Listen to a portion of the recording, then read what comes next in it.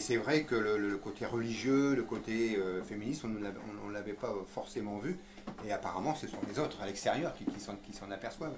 Et c'est vrai qu'à la lecture de tous ces mails, à l'écoute de certains Salanciens ou autres habitants, on s'aperçoit que ils ont raison. Cette fête va un petit peu trop loin dans l'antiféminisme et dans le religieux.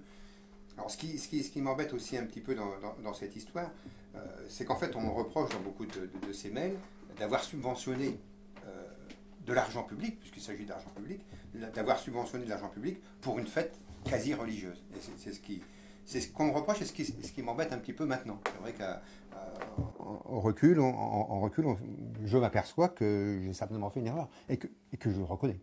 Bon, voilà, maintenant cet argent-là, il est encore dans nos caisses, il n'a pas été distribué, donc vous pensez bien qu'on va le garder,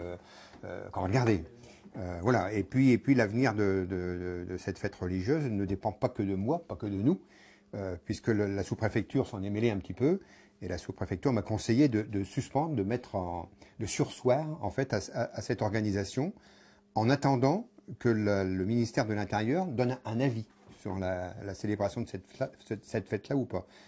Cet avis, j'en tiendrai compte avec le conseil municipal. Il faudra délibérer si on garde ou pas si on continue à soutenir cette fête ou pas.